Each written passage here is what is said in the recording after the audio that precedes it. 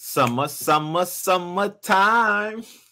Summer League. Hey, what's up? It's EJ, Stewart, Tommy Beer coming at you with another edition of Orange and Blue Bloods, a WFAN Audacy original podcast focused on the New York Knicks. We will be talking plenty NBA Summer League. As the Vegas Summer League kicked off, the Knicks had their first few games. We'll give you guys our outlooks on that.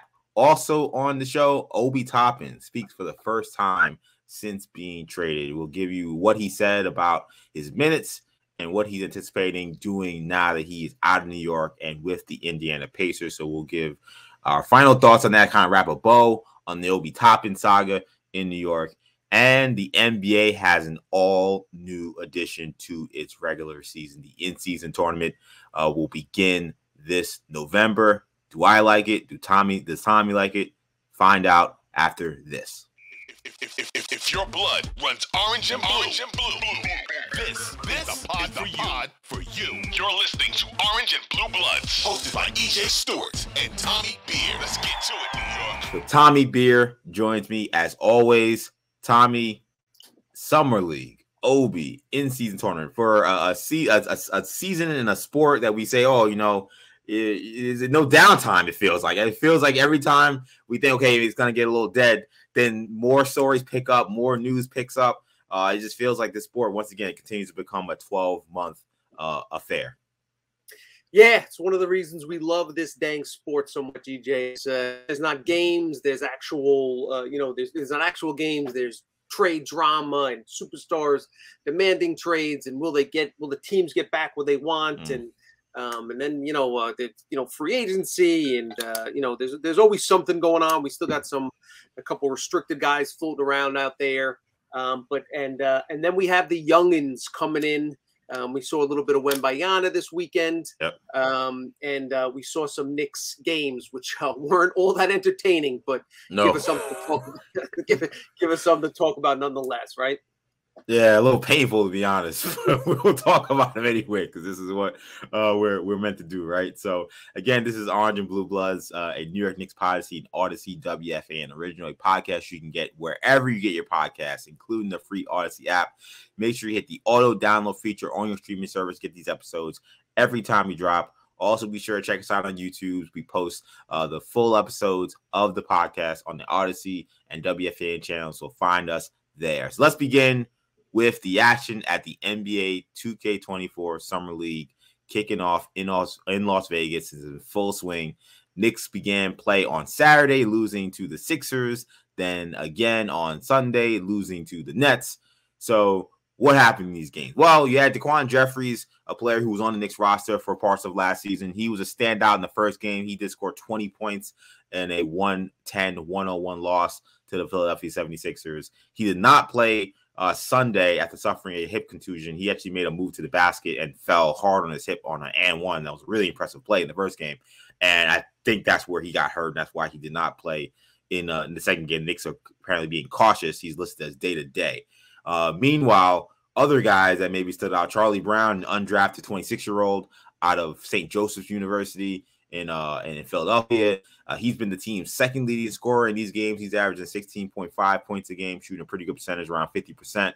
Other notables include Isaiah Roby, who is a former 2019 second-round pick. He signed a non-guaranteed deal with the Knicks at the end of the 2023 season that kicks into this season for about $400,000. He scored 12 points in Sunday's loss.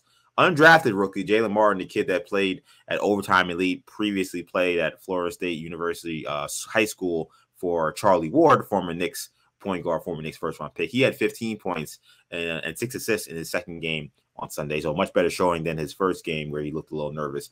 Meanwhile, the Knicks 2023 second-round pick Trevor Keels struggling so far. He's averaging just 5 points on 30.8% shooting through 2 games, averaging about 2 assists, playing some point, playing some combo guard, but not having much of an impact in these games so far. Overall, some leagues marked the debut of some high-profile rookies. You got Victor Wembanyama, who bounced back from a poor first game to score 27 in his second game. You had Scoot Henderson and Amen Thompson battle in a game in their first game. Neither of those guys played because they got hurt in that game in the second games, but both guys battling, looking impressive in their second games. Brandon Miller, who played against Wembanyama in the first game, has been playing out there. Also, some second-year players. You got the kid from Jabari Smith from Houston, who's been impressive as well. So, starting with the Knicks, Tommy, takeaways from those first two games. This is kind of an interesting summer league because I know we didn't get to preview it much last week, but this is not a Knicks summer league team that has prospects that are playing significant minutes for the Knicks. Like it's Keels, who maybe got like a coffee and a donut on the bench at one point during the Knicks season last year, but rarely played. Daquan Jeffries, who again also probably got a coffee, but not guys who are first round picks, not guys who played a lot of minutes, not guys that are quite frankly expected to play a lot of minutes this year. So what, if anything, are you taking away from these summer league games for this Knicks summer league squad? Yeah, I think you were right at first, DJ. Like these games have been tough to watch. Like I've missed watching basketball games basically since the finals ended, and all the talk about free agency and all that stuff is great, but would love to watch some actual hoops. But unfortunately, they haven't. What we've seen has not been overly encouraging. As you mentioned, the Knicks only had one draft pick in the last two drafts. That's a second rounder, mid-second rounder. Heels 2 years ago. They didn't have any draft picks this previous 2023 last month. There are other teams coming in with star power and Wembayanas and Scoot Hendersons and Brandon Millers and all these guys that fans are super excited to watch for the first time. The good news is that means that the reason the Knicks don't have a lottery pick is because they made the playoffs last year and they're on an upward trajectory and traded their other pick. But as far as who's in the building, as far as who we have seen from a Knicks perspective, I thought Daquan Jeffries was the best player on the floor in that game Saturday. He played well in his he's had a couple, as you mentioned, a couple coffees in a couple cups of coffee in the NBA for a couple different teams. Played well in the G League last year, averaged 20 points. Shooting 48% from the floor, 38% from downtown. You could tell he just looked like confident and established himself as kind of the alpha male on the Knicks squad right away. It's unfortunate that he busted his hip late in that third quarter there or that fall. We'll see if he plays these games this week. So that was encouraging. The Knicks just have 14 players on their roster currently. As it stands right now, I think he has a legit chance to be that 15th guy. At least he'll have an opportunity to go into training camp and earn it. Martin, has been kind of a little bit up and down, which is expected. 19-year-old kid, limited competition, playing in the overtime elite. But it's good to see him. You see the flashes. 6'6", really. I think he has a 7-foot wingspan, 7'1" wingspan. Dynamic athlete. Mechanics on the shot look pretty good. He was just 3 of 11. He's just 3 of 11 from downtown yesterday. But shot looks smooth. All that stuff that you want to see. All that clay is there. That you can work with and potentially mold into a contributor. On the flip side of the coin, Trevor Keels doesn't look like an NBA player. It's tough to say that about a kid, just a year removed from college, relatively highly recruited player at Duke. I thought the second-round draft pick made sense from him. They're trying to use him at point guard, so it's probably a little bit out of his comfort zone. But again, he's 6'3", 6'4", so he's probably not big enough to play the 2. But he just doesn't, hasn't made an impact. We'll see a couple games left.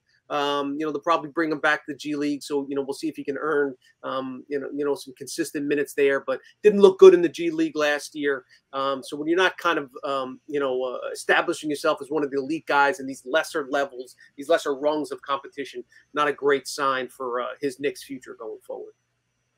Yeah, I mean, look, it's not like there are a bunch of stars that were drafted behind him where you feel, oh man, the Knicks really screwed this up. Because we've had that in the past. Like, there is no Nikola Jokic who was drafted there in a Taco Bell commercial. It appears in this past 2022 draft. Now, we'll see, of course, these guys are all still very young players, but some of these players that were drafted behind him haven't even played in the NBA yet. So, but yes, I think Trevor Keels in many ways was the story for me in a negative way. I know he's super young, but he looks so far away from being an NBA player that you do wonder, given he's a second-round pick, given the time frame for him to figure it out is relatively short. You know, it's not like you're a first-round pick with guaranteed money coming to you 4 years in your league, so you can kind of work your way through. Maybe by the fourth year, figure it out. Like, this is kind of the year where he kind of has to like show something. And I think to look the way he's looked in the summer league to start is a little disheartening. Again, he is so young, so I won't say, oh, he can't be an NBA player at all. Do I think he'll be with the Knicks? I haven't seen anything to suggest that would be the case. He didn't really impress much last year in the summer league. I didn't think like from what I saw, I didn't think he really stood out much even in the G League. Like, he wasn't putting up huge numbers there at all. He was the team's seventh leading scorer last season. Right. So he wasn't putting up big numbers in the G League. Again, he barely got any time on the big club. So yeah, the Trevor Keels pick not looking great. It was not a pick I liked when it happened. I was not a Trevor Keels guy when he got drafted. So I don't want to say I'm shocked that he's struggling as much as he is, but I think what's gonna have to happen is he's gonna have to find a role in terms of, is he a true point guard where I'm just distributing and getting guys involved, which you would think, given what he had success with at Duke, they would think that kind of be like, that wouldn't be to his strengths, you know, because his strength is his ability to get to the basket and to get downhill. And if he is just a floor general type guy, like, I don't know, you can get a lot of guys like that, and guys who are much more equipped to be that role, guys who are quite frankly a little better shape to pick up guys full court and defend, something that he's not able to do. So it's a tough spot for him. Or is he a shooter, or is he a guy just on the wing and he's a guy looking to make shots? Again, he's not a natural shooter, so it's tough. He's one of those players to me that I talk about when I break down draft content, or do draft content, I break down draft footage, is that like, you can't have guys who need to be everything and all things for their college team come into the NBA thinking that they can do that. Like, Trevor Keels was a jack of all trades at Duke because Duke was a team that needed him to do a lot. But you're not going to get that many shots. You're not going to get any opportunities playing next to Brunson and Randall and all these other guys that are better than him at this point. So hopefully Keels can turn it around and play a little better. I think he can play better than this. I think that he's pressing a little bit. So because he's playing really poorly right now. But yes, that to me was one of the big takeaways, him struggling so much. I do think that DaQuan Jeffries, it's tough that he only played one game, because it feels like him, Roby, and Charlie Brown's been pretty impressive. I don't know where he fits in though as a wing. But I think Michael Brown are like probably the three guys you look at and say, okay, these guys for that backup 4 role are probably the guys trying to get that last spot on the roster. Maybe Jeffrey can kind of play some combo 4. Roby's more of a traditional 4. Those I feel like are the guys you really got to look at and say, okay, these are the guys that maybe can get a spot in this team and maybe even get some minutes. Right. Yeah, we'll see how it plays out. As far as the Keels thing, he has one thing going in his favor. The NBA increased the number of 10-day contracts. 2-way contracts from 2 to 3 guys per team now. So there's additional chance for him to stick on. But to your point, he's getting at that point in his development, a year plus from when he was drafted. There are just so many young guys that are fighting for these 2-way contracts now. They're fighting for these spots in the league. These young guys coming out of overtime elite, guys that we haven't had a chance to see play like on the college level. But scouts are at all these events, at the Peach Jams, at the at these overtime elites, at these G League night practices. These are the guys that have a better chance of, because you basically don't want to miss kind of that diamond in the rough that hasn't had a chance to kind of, show his wares on the national stage yet. So we'll see. I thought Roby's played pretty well. I think that's the other guy that a lot of Knicks fans will keep an eye on coming in here. There was a report, in the days ahead that, obviously, that he is the only other essential, true, prototypical power forward on the Knicks roster as we speak. So would he, kind of prove himself capable of handling backup minutes behind Julius Randle? A lot of talk about Christian Wood still out there, even though he's obviously not a great fit with Tibbs, and there's a reason he's still out there. And or do they bring in another veteran type guy, with the Taj Gibson kind of space holder that can play 10 to 15 minutes, and then spot start in emergency. But Roby's a guy on their roster that would obviously get first crack, you would assume, at some backup minutes. Didn't play well in game 1, was didn't make much of an impact, played better Sunday night. 12-6, and knocked down a couple 3-pointers, which was encouraging because Tibbs likes to have his 4-shoot threes. Yeah. We'll see how it plays out. The other thing to keep in mind with Roby is the Post reported that he's actually just cleared by doctors medically 2 weeks ago. So he's, he had a pretty significant ankle injury in late February, early March. I forget which one, but late in the season, reason why he was let go by the Spurs and the reason why the Knicks were able to scoop him up and sign him. So he was actually just cleared. So he's talked about kind of just getting his legs underneath him, getting his conditioning. It's the reason he wanted to go out to Vegas.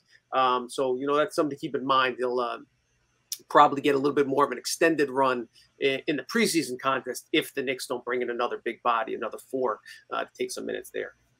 Yeah, Roby, I think, will be an interesting player. He was a guy during his draft that, people looked at and said, hey, this guy, maybe he'll sneak into the first round or the back end. So he's a guy that has been around the league for a little bit. He's been on a couple of teams now. He started 60-plus games for the Thunder, so he's got some experience. Right, exactly. So I think they want him to be that guy. Right. I don't know how I feel about that, only because it just leaves you so thin. Like, the Knicks are a team that don't have a lot of size coming off the bench besides I Heart. And if you are going with Roby as your pseudo 4, if Randall, God forbid, knock on wood, there's some kind of injury, I mean, who's starting at the power forward? I still think it would be Roby. I think it'd probably be Josh Hart, I guess. But now you become a much smaller team. The fabric and the landscape of your team is entirely different. So I don't know. I feel like that's something Knicks have to address more aggressively than Isaiah Roby. That's like the instinct I have. Randall's been extremely durable, but just feel like you're just kind of waiting for something bad to happen only because he's been so durable. Like I think kind of playing with fire, saying that we're going to go with 2 power forwards and one of them is Roby. I don't know. I would be surprised that I wouldn't be surprised because I think that's what they want, but I think that would be a little scary, to be honest. It's a dangerous situation, and that's, I mean, you can kind of, sketch out different scenarios, the direction the season ahead. That one would be tough to overcome. If you don't have a legit backup, at your position. Brunson goes down for 3 weeks. IQ can start. Grimes goes down. They have plenty of options. At IQ, and they can slide Barrett down to 2 and put Josh Hart at the 3. They just have plenty of options. McBride can play some point, can play some 2. Obviously, Mitch Robb and Isaiah Hartenstein. Should one of those gets dinged in, the other one starts, and Sims slides in as the backup. The one thing that they don't have now is a formidable backup for Julius Randle. And yes, we know he's proven durable, but you don't like to go into a season without an insurance policy, and that's something that the Knicks seem to be headed towards. Again, plenty of time. We still got 2+ months before we even head off to training camp, so they got some time to address it. Doesn't seem like they're motivated to do so, however. So you had the Knicks play, which was its own thing. And again, a lot of not great play. But then we had some great play in other places, one of them being the second game we saw from Victor Wembanyama, a player that a lot of people were excited to see. First game, not so great. The defense was good, and he made some good passes, but he shot 2 for 13, couldn't find the touch, was a little sloppy with the ball, hit the floor a couple times dribbling. It was not the greatest performance. Second game, totally different story. Shot was there, 27 points, dominant on both ends. What were your thoughts on the Victor Wembanyama experience over the weekend? Yeah, I think obviously people are going to overreact one way or the other. Poor first game, he's going to be a bust. The great second game, he's going to be cream.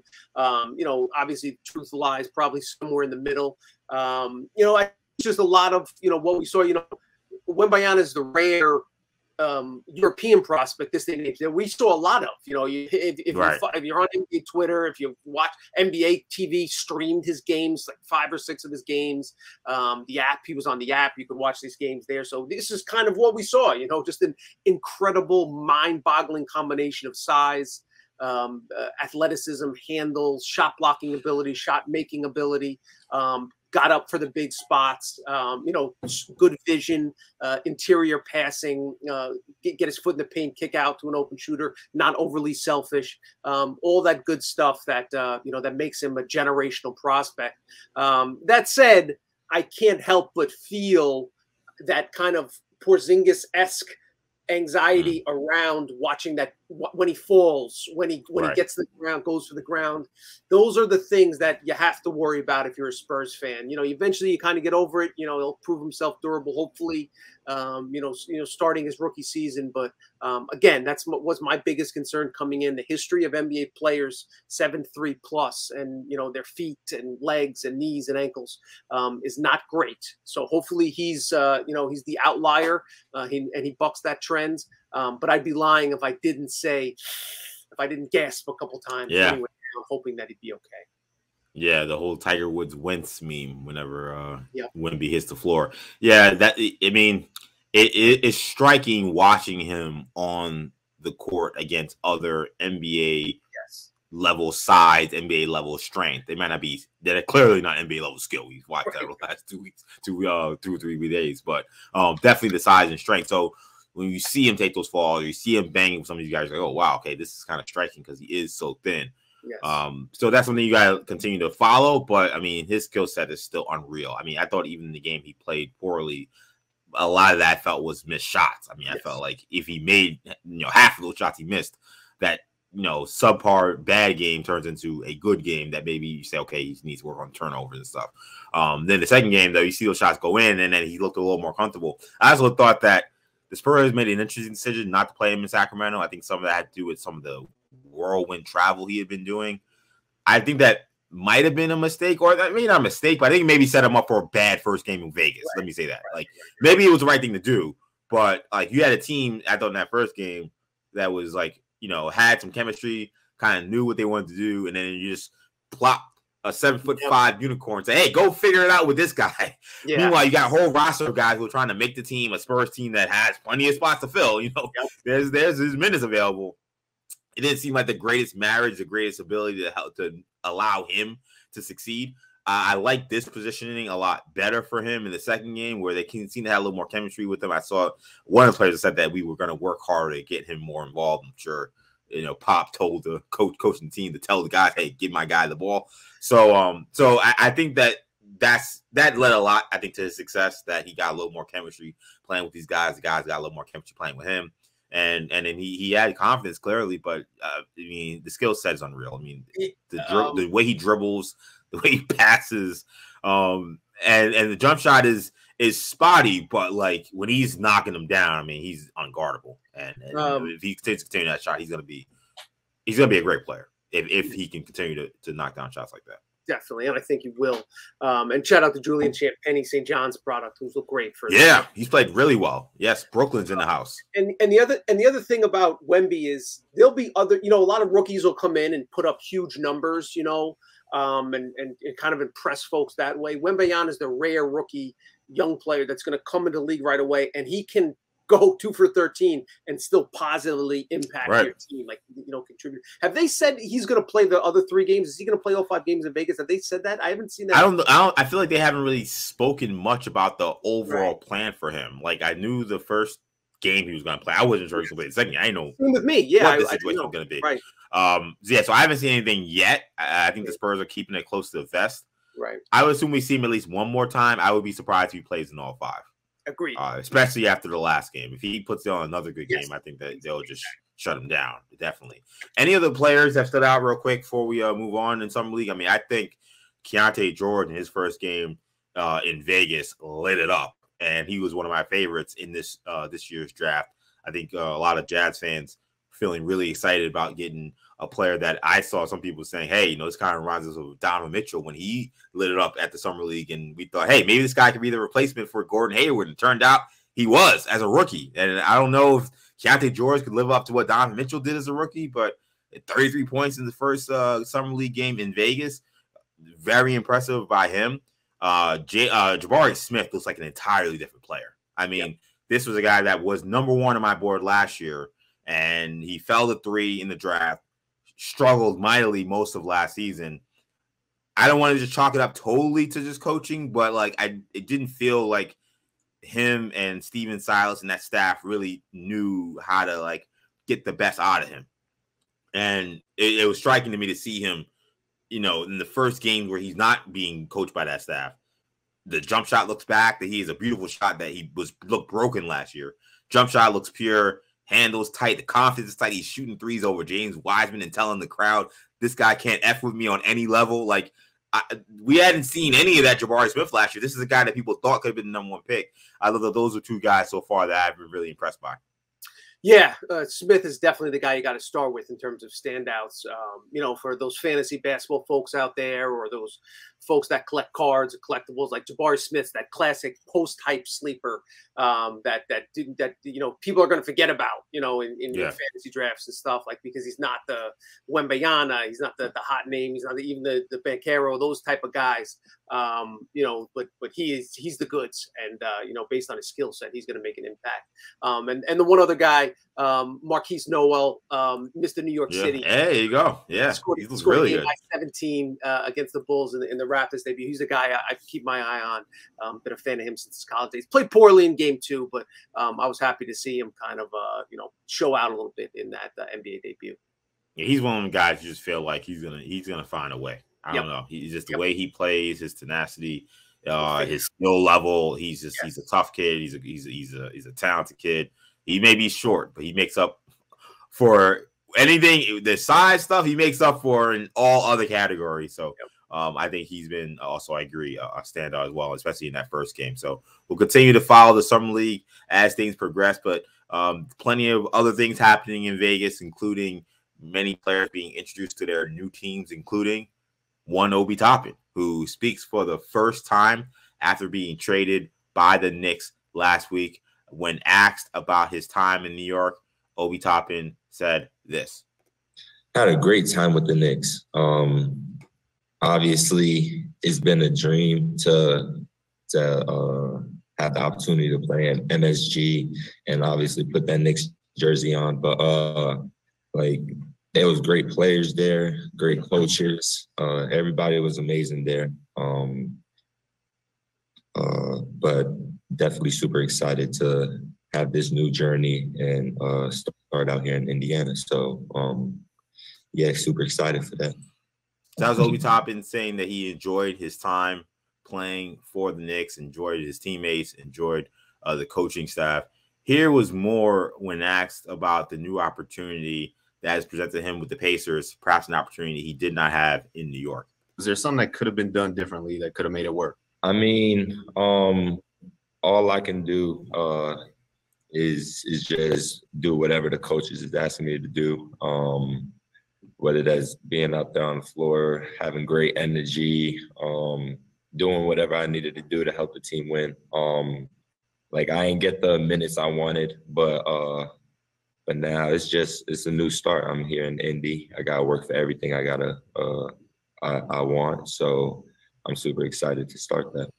So the big quote there, Obi saying, I didn't get the minutes I wanted. Now, he was asked further about his time in New York. He was asked about that now semi-infamous altercation that we heard possibly leaked audio of with Tom Thibodeau after the Game 4 loss in Miami. He was asked about that. He said that he really didn't want to talk about that. He was leaving that behind him, which suggests that he's acknowledged that it did happen, but he didn't want to talk about that incident. So Obi had this introduction with the Pacers media. Knicks media also was there as well. Plenty of them were asking questions. Are you surprised that he actually came out and said that he didn't like the minutes he was getting in New York? Like, he was pretty, straight down the middle in terms of being grateful about his time with the Knicks, but he did put that out there that he didn't get the minutes that he wanted. Yeah, I think he did it in a respectful way, as respectful as possible, without lying. He kind of skirted the issue and ducked it a couple times, then finally just said, I didn't get the minutes, but, it's not, I wasn't surprised that he handled it in a classy manner. Basically since he arrived, he's done the right things.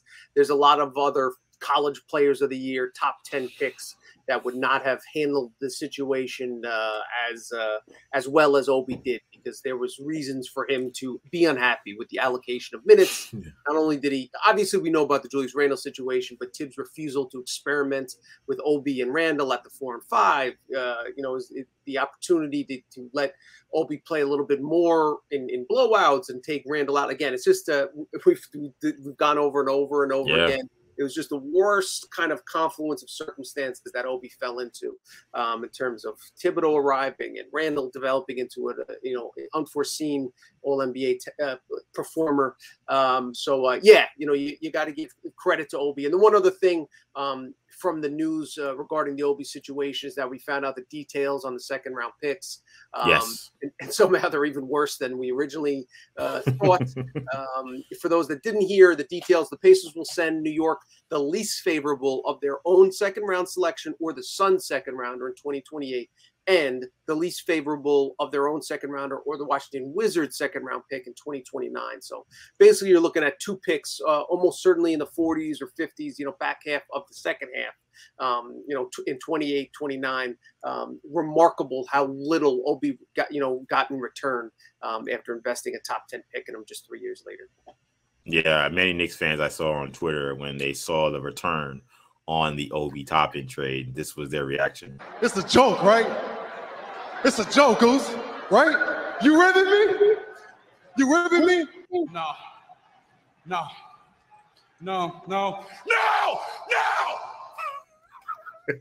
Yeah, people weren't happy. Yeah, those picks are not good, but I mean, this is where we're at. Toppin's value clearly wasn't that high. I did think it was interesting. I don't know if you saw that during the whole Paul George negotiation. I think this was Michael Scotto, so if it was, shout out to him of Hoop Type. I believe he said that the Knicks started with the offer centered around Obi, Grimes, multiple first-round picks, and Evan Fournier as filler. Clippers didn't go for that. Surprise. Right. That then made Obi Toppin available to these other trades, and that's when the Clippers countered with R.J. Barrett and Grimes and 3 first-round picks, and that's when the Knicks balked, considering they had to then give George a contract extension. So, right. I thought the Knicks handled that well. If that's the timeline how things went, first offer was the right offer. Yep. Second offer, probably too much, and then George says you want a contract extension. That's when you walk away. Yep. So that I think was Obi adjacent news that came out as well this past weekend that I thought was interesting. But I like how the Knicks handled that. It's unfortunate they pivoted from Obi being a part of a trade to get a player to 2 of the worst second-round picks probably ever traded. But this is, I guess, what happened. And the other tough part is in retrospect, talking about Obi was one of the main guys that the Knicks may have sent out in the Donovan Mitchell trade. So you talk about his value a year ago as opposed to his value.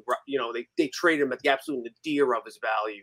You say he's going to be a free agent, and it didn't have any. It really was if you're going to trade a guy and you are committed to Julius Randle, like the Knicks clearly are, then trade the player while he still has value, whether that be last summer, whether that be at the deadline. Maybe the opportunities didn't arise, but again, to trade him now is really painful. But we've seen it. The same took advantage of the situation. Traded Duarte, which was the kid out of Oregon that the Knicks wanted. They traded him for a pair of second rounders too. So it happens. Yeah, it's funny.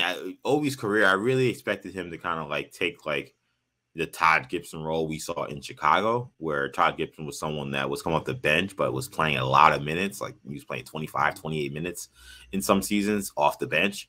And I thought that that's what he was being groomed to do eventually, which would have allowed him to put up more numbers, which then would have actually allowed him to have more trade value. But as we've talked about, the unwillingness to try to play Obi and Randall and extend the minutes on the floor together, or to limit Randall's minutes just a little bit to get Obi more time, left the Knicks where they were with this. So that kind of wraps the Obi Toppin saga.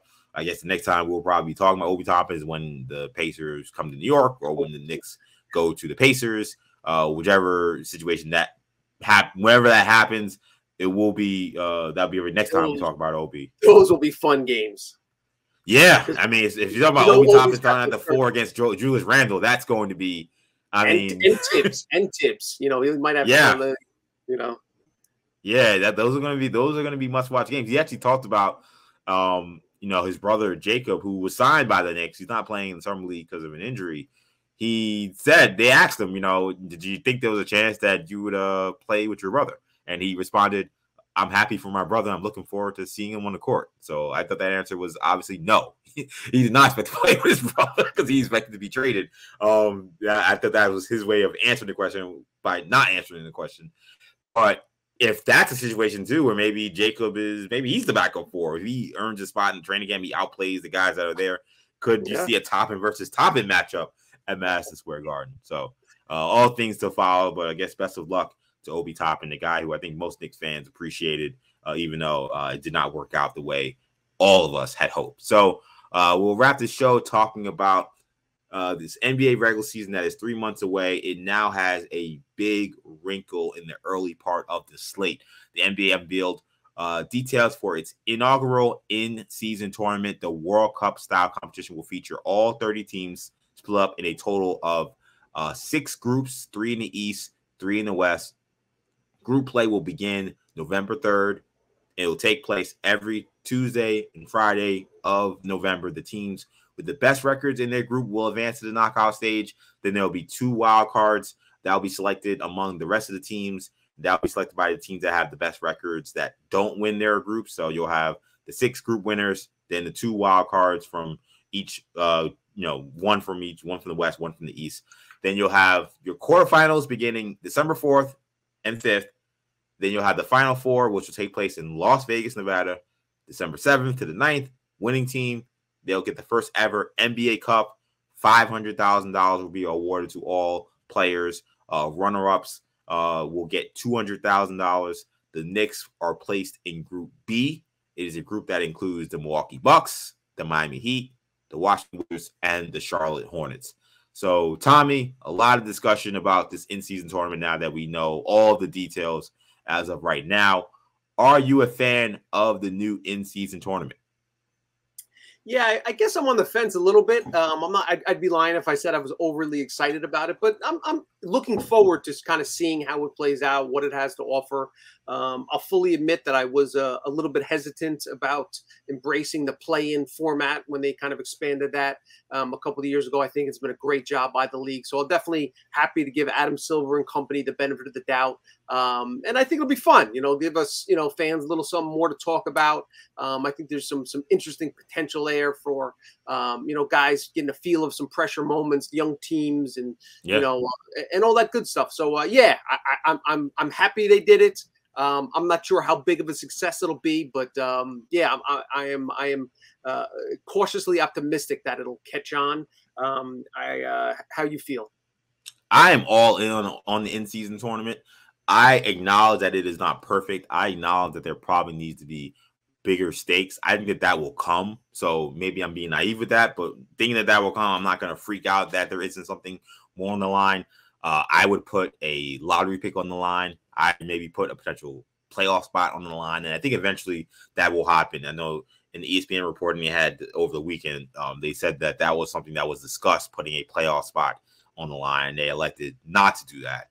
Makes me wonder if that will be something that comes up maybe in a future iteration of this tournament. But I'm all in. Like, we have, even outside the soccer example where they talk about the FA Cup, which is the this cup that happens among all the teams in England.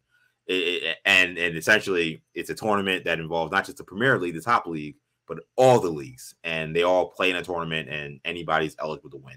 It's not an apples to apples thing that the NBA is doing because the NBA is not including the G League, it's not including, any other minor leagues, just including themselves. But I think a better example is really what we see with college basketball with the season or early season tournaments that we see. Now Invitational, preseason NIT, the night Invitational. Like, those are really good events. Like, those are events that people get excited for. Those are events that produce marquee matchups early in the season. And I don't see why this can't kind of have that effect. It's the start of the NBA season. People are just getting into it. They may watch the first week of the season and they kind of tune out because it's football time. Well, maybe this will be something that they can get them going. Maybe the group play won't be as exciting, but once you get, I think, to a quarterfinals, there's something on the line. I think that you'll see teams play well, or play, seriously. Not gonna play the NBA Finals, but they'll give a good effort. They'll put good games together, and I think that this is really interesting. Like, we can talk so much about how the NBA regular season is, outdated and needs to be updated, and You know, we need to find a way to get the regular season to mean something. Like, I was a little taken aback at how many people were so angry when they announced that this was happening and announced the details. I'm like, you guys complain all year about how terrible the NBA regular season is, and here they're doing something new, innovative, different. And then it was like, oh, I hate this thing. I'm like, well, what do you want? I mean, what do you want? You want them to play NBA playoffs for 82 games? Like, that's not possible. Like, they're trying to give something here, and I'm excited about it. I want to see how this thing shakes out. I think this is gonna be one of those things that people complain about today, and then it's gonna happen, and we're gonna be in December talking about, man, those like games in Vegas ended up being pretty fun. And it's gonna be like, yeah, of course they were. Like, why did we think this was gonna be whack? I don't understand it. Yeah, I totally agree with you. I think those people are just looking for anything to complain about, you know, like anything that's. The one thing I was a little bit surprised about was that the to be an early December. I thought they might try to space it out a little bit for after the end of the NFL regular season, so that you know, there's a little lull kind of feed into that. But you know, you can't really avoid the NFL completely because it's going to go into February, and that now you're talking about 3/4 of the way through the season, and now you're closer to the NBA playoffs. So they didn't really have much, you know, wiggle room there. But yeah, no, I agree with you. My thought was they were probably trying to avoid having this anywhere around Christmas. True. I think they probably want Christmas to be its own thing, its own showcase. How later can you do it after Christmas? You know, can you do it at, you know, right before the All-Star break? That might be a little late in the season. It's like, it was a tricky game they tried to play. I agree. I think it should have been a little later, but I think that's what they were trying to avoid, was anything maybe handicapping or messing with the Christmas slate they're trying to put together as well. Yeah, I wonder if they considered playing the final 4 games on Christmas Day. You know, maybe. Oh, that could have been interesting. You know, and then you know, maybe New Year's Eve play New Year's Day play the championship game. But again, this is they're just you know, this is the first iteration of it. They'll, you know, learn some lessons, you know, see how they can improve, see how they can advance, all that type of other stuff. But I think it's a credit to again, worst case scenarios, it doesn't work, and you go back to what you've done for 70 years. Right. But so I credit the NBA for being forward thinking. Again, to the people that, you know, have spoken about it, the soccer style tournaments are a huge success. They are in England, in Europe. They generate a ton of interest and excitement and tension and rivalries and all that other stuff. So I don't really see how this, you know, how this can fail. Well, you know, some people aren't going to be interested in it. Some people don't tune into the NBA till after the NFL season. You know, so be it. But there are a lot of us that love every preseason game. So this is sport. So yeah, I mean, I've been one who doesn't, and I don't know if it's because I think the problem is because you and I are not casuals. Like, I don't sing this chorus about the NBA regular season being so terrible. Like, I guess for me, like, I guess that comes from people who are like waiting to tune in on TNT or tune in on ESPN on Wednesday or Friday or Thursday and are expecting a big matchup and then seeing, you know, AD's out again or something. And then maybe those are the people that are getting upset. Like, for me, I was like, I don't know. I watched that Knicks regular season. I don't know how you could have watched that season and thought that was boring or that wasn't good basketball. Like, those games were very competitive. The Knicks were not like blowing teams out all night. Their players played a lot. It wasn't like they were resting guys all over the place. Like, it was just like, I guess this reality that people live in, that this NBA regular season is like so terrible. It's like, I don't know. Like, I watch baseball. I see guys take games off all the time. Like, I don't know what the difference is. Like, I mean, maybe you're not trying to be like baseball. Maybe that's the problem. But like, I don't resonate with that, I guess, because I'm not someone who's like, if I don't get my Giannis versus Jokic match in November, like, I'm gonna be really mad. Like, like, I don't know. That doesn't like drive me crazy. There's like 5 of the games on. I'm sure I could find someone good, or maybe the Knicks are playing, and whoever they're playing is probably gonna be a good matchup because the Knicks aren't good enough to like run through teams. So even if they're playing a bad team, they'll probably be pretty competitive. They're playing a good team, they're good enough to compete. So like, it's usually fine. I don't know. I don't resonate with this like hatred for the NBA regular season. We're of like mind in that same respect. And again, circling back to the play-in tournament, you know, like every game for the Knicks is important. All 82 games are important. Next year, every game the Hawks play is going to be important. You know, all these teams kind of jumbled in the middle. Can the Bucks take some nights off? Can the Celtics? And, you know, but really the number of teams that are kind of, you know, the parity in the league, I think it's 7 years in a row we've had, you know, 7 different champions, you know, or non-back-to-back champions, you know, like there's just, I think it's good for the league. I think it's trending in the right direction. I think a lot of those narratives are from folks who don't watch a ton of basketball. Listen, so do star players probably take too many games off? Yes, but you got to understand that there's it's not just the players deciding, hey, I'm tired, I gotta it's the teams. Yeah, it's the teams, it's the billionaire owners that employ data analysts and medical staffs that tell them it's better to play a guy 65 games than 82, so please do this. And the players say, okay, you know, I again, as we talked about during the season, the players have to do a better job from a PR standpoint of explaining that, hey, you're not the ones, you know, saying that we never want to play it. There's a lot of other factors involved. And this will be the first year we have this 65 game cutoff rule. I believe it's 65 games for these awards. Yep. So we'll see how that affects things. Like maybe you'll see more guys playing because they do want to get these awards. Some of these awards mean more money for all NBA and things like that. So, so that is a factor in this as well. What do you think about the Knicks draw? I mean, we don't have a schedule yet, but we know, okay, these are the teams that Knicks will be playing in the tournament situation. You got, again, the Bucks, the Heat, the Wizards, and the Hornets. Like, my thought process was, and actually shout out to Bart Winkler, who does radio in Milwaukee and does radio with CBS Plus Radio. He's, of course, a Bucks guy. We were kind of talking it through.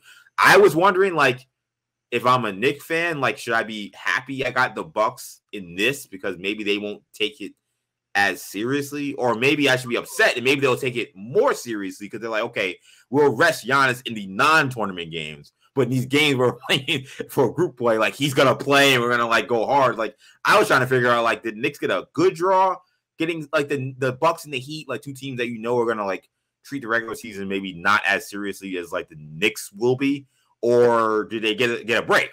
You know, like how did that work out? It's a good point. I hadn't thought of. I just assumed it was bad, but you do make a decent point where the Bucks might not place the same value on it as some other teams. But I think, you know, now that I'm, you know, since you mentioned it, my assumption is that Adam Silver won't put anything on paper and he won't, you know, have any correspondence, but he will let teams know, do not sit your star players. We're going to have these games on TNT and ESPN, and we're going to promote them and we're going to hype them. Obviously, you know, the final four games, the championship games show up, but also the first round or whatever, you know, each game, make sure if you're sitting out Monday or Wednesday, choose the Wednesday, not the Monday of the Cup game. So I will say that I just got an email a little while ago, right before we hopped on, from one of the gambling sites. I don't even know which one this is. This is sports betting online. They list the NBA Cup tournament champion odds. So there are odds for this. That is wild to me, dude. There are MVP Cup tournament champion odds, tournament, the players, the teams, the whole thing. And I'll just take a quick look. The Heat are 8-1, are actually ahead of the Bucks, which surprises me. Maybe that's assuming. Maybe that's what they're thinking. They're thinking that the Bucks, or maybe they're assuming Dame is in Miami. Oh, that's true too. That's interesting. Would they think that? I wonder how that would translate to. I'm sure the finals odds, and I'm not going to make like check it real quick, but I'm sure the finals odds aren't like that, right? They are. They released for some reason there are differences between the Cup tournament odds and the finals odds. So the NBA championship odds have the Nuggets, you know, the regular season NBA champion, the typical Larry O'Brien trophy. Nuggets 4-1, Celtics 5-1, Suns 6-1, Bucks 7-1, Heat 9-1, and then you got the Warriors and Lakers. So Vegas thinks that the Heat will have a better chance to win the Cup than the Bucks. They got that's interesting.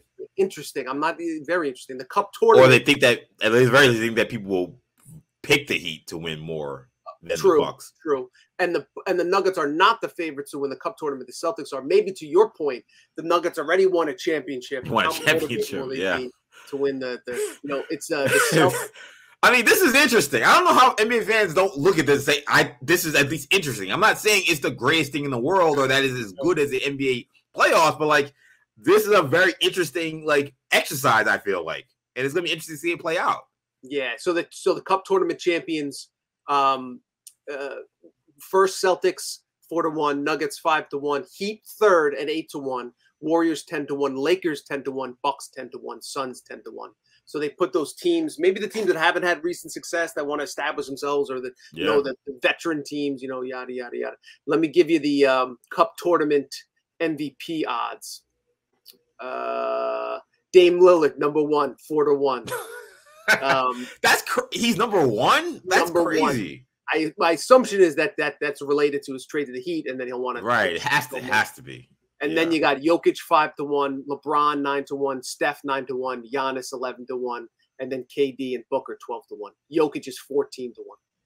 So they they clearly think that Dame will get traded to Miami and then come on like gangbusters to start this season, which I guess that is on the table. He's a great player, of course. It's just it is interesting to me that they weigh so much of a difference. It's a minor difference, but it's a difference in terms of like the Heat and their chances of winning a tournament as opposed to a playoff. And maybe it makes sense. The Heat, we've seen them get to the finals, but once they get to the finals playing a 7-game series against teams with that talent, they've been unable to, of course, win. They feel like, in a 1-game scenario with these teams, Jimmy Butler and Spo making the adjustments, and now you got Dame Lillard. Now they feel like they have a much better chance. So this is interesting. Again, I'm a fan of it. I'm excited about it. I can't wait to see how it shakes out. I hope the Knicks win it if they can. Like I want them to win something. And I'm not gonna. Did you see the trophy? It's like 5 feet tall. Yeah, the trophy is gigantic. Yeah. The NBA Cup is the official name. Why didn't they name it the Jordan Cup or the Kobe Cup or something like that? They should have. So that's a great question. I'm glad you asked it. So I guess it was, I don't think this was Joe Dumars. I think it was one of the other suits in the NBA offices. Forgive me, the person who said this. But they essentially said that they did a long exercise when it came to naming not just the cup, but also the tournament. Because the tournament is just named the in-season tournament. That's all the name is. Right. But they then elected to not do it because they said that because this is so new, they kind of want this thing to kind of get legs before naming things. And then realizing, oh, well, maybe we should have named it something different, or maybe that something changes about the tournament. They also said, which was also interesting, we have partners who may be interested in, what we name this thing. So does this become the Sprite Challenge? Does this become the Taco Bell Challenge? It's the Kia in-season tournament for $1 billion. Right. It's become the Kia in-season tournament or whatever. So there was those two aspects. So the first aspect may be a little more understandable. Second one, a little more, craven capitalist, and it's the real reason. Let's be honest. Yeah, exactly. There's going to be an ad on that cup by 2025. Yeah, we were just talking about the NBA 2K24 Summer League, so it would not surprise me if we were talking about again an NBA 2K24 tournament or something like that.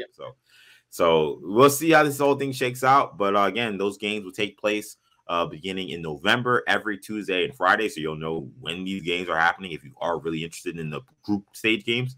And then the quarterfinals begin first weekend in December. So, or not this weekend, it's December 4th and 5th. It's a Monday and Tuesday, and they'll finish out the rest of the week with that in-season tournament. So, fun stuff there.